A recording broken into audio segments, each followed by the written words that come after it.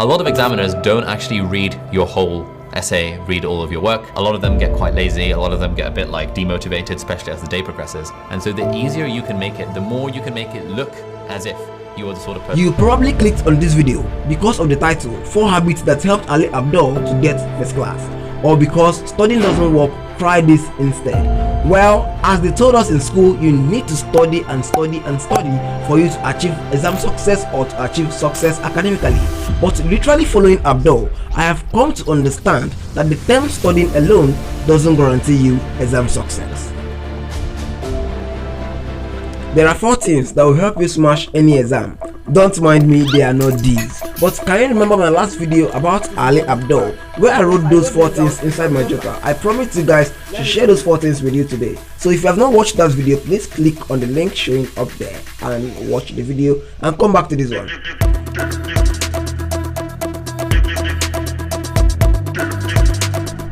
The first tactics Abdaal uses to smash his exams is very important, and it's something that I often use. To be frank, I didn't know that this method of studying also works for the Western world. Just take your time and watch this, and also listen very attentively. Exams, therefore mock exams, like past tests, any way we can get hold of past papers, that is often the most high yield thing we can do.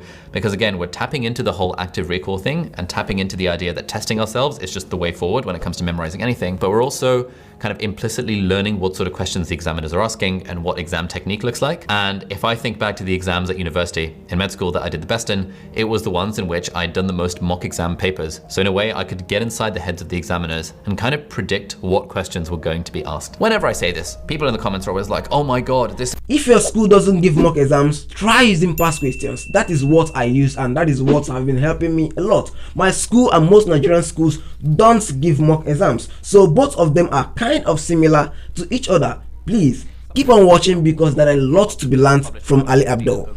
Now, do you want to take your essay exams and comprehensions to the next level?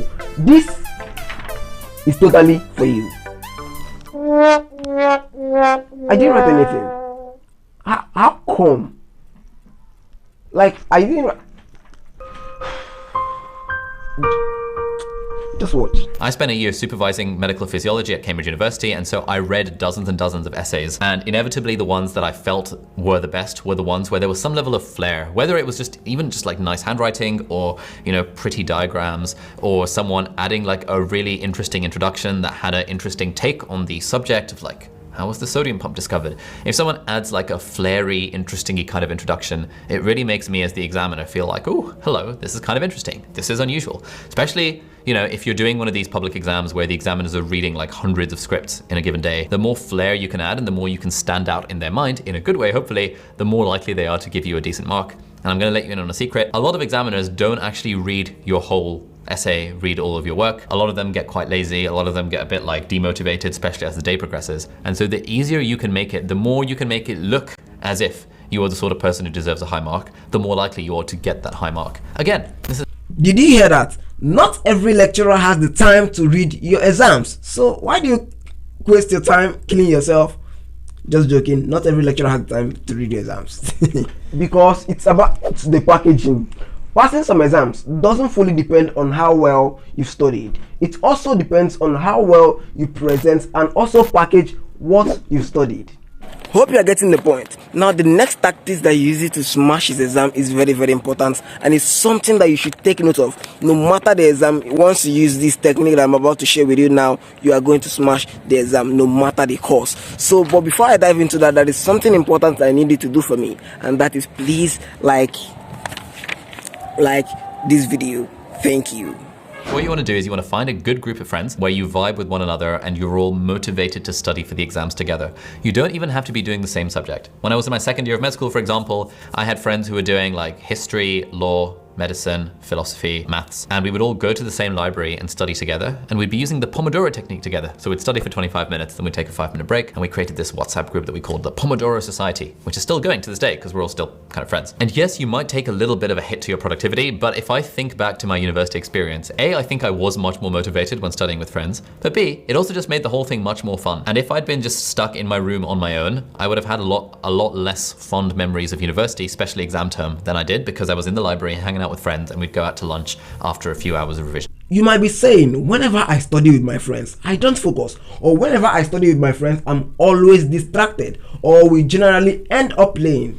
The truth is, I understand you because I faced it as well until I discovered how to maximize it, and this is very, very powerful. And this is how Ali Abdaal used it. This is what we call, let's say what he called the TEO method. Excuse me, please, what is TEO? I don't understand what is going on here right now. Test each other. This is a thing I used to do a lot with my medical school friends when I was in clinical school, so the final 3 years of med school at Cambridge University. And the idea there is one of us would learn a topic and then we would test the other people on it. Or for example, if I was studying a topic, I would ask someone to test me on it. Like when you're studying with friends, especially if you have a friend, like in our case, it was our friend called Paul. Paul just kind of knew everything. And so the temptation is there of, but like, hey Paul, I don't know anything about the thyroid. Can you just tell me about the thyroid? That's kind of bad because it's just passively trying to absorb information from another student. Whereas the way we do it is like, right, Paul, I don't know anything about the thyroid. Can you test me on it? And then you can fill in the gaps. And so Paul would be like, okay, cool. What are the common causes of a lump in the neck, or common causes of like a painful goiter or whatever? And then it'd be like, oh crap, I don't know. Oh, I think I can remember this. I think I can remember that. And so we're actively testing ourselves and testing our friends. And then our friends are hopefully filling in the gaps. Or if there's a gap that no one knows, then someone can Google it and we can all like learn. Honestly, I never thought that this method was this helpful. Yeah, because I actually thought that studying alone will make me more productive until I started using this method, and it's very, very helpful, honestly. And this is how I and my friends and I, how we use it. I'm going to use my last exam as a case study. Almost every night before an exam, Godwin, Favor, Chibeze, and I will gather to revise. These are my friends. We'll gather to revise for an exam, and this is how we do it. Sometimes after studying, Godwin will ask Favor some questions based on what Godwin has studied, and if Favor answers it correctly, or if Favor couldn't answer it, Godwin will now tell Favor the answer, and that's how we help each other. Now at this point, let's talk about something very, very important: location. Now the location of your study plays a very important role in the success of your study. Of whatever you want to study. Probably that's why old men love reading the newspaper in the toilet. Wow. Just joking, I beg. But honestly, for you to study effectively and productively, what's the difference between two of them? Please help me out so that I'll know the actual ones to use, because two of them are kind of similar and confusing. So please help me out in the comment section, the difference between productive and effective.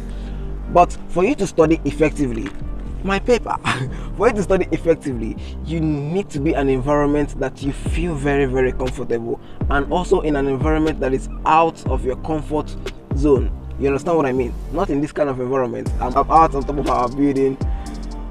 Things we do for YouTube. Now you might be asking, how can I find my ideal study environment? Just keep watching and hear from the boss. I tried working in my room, and I really failed at working in my room because I'd always get distracted because my computer was there, and because the music would be on, and because the bed was right next door. And so if I just wanted to sleep, it would just be too easy to fall asleep. Whereas from second year onwards, I started going to the library, and then I made it this routine to go to the library every morning after breakfast to do some work. And when you're in that zone, of silence, maybe you've got your like study with me music playing in the background. I love studying at the library as well because it's a fun place to be. For me, it's calm and no disturbance, and also you have access to a lot of materials if and only if your school has an advanced library.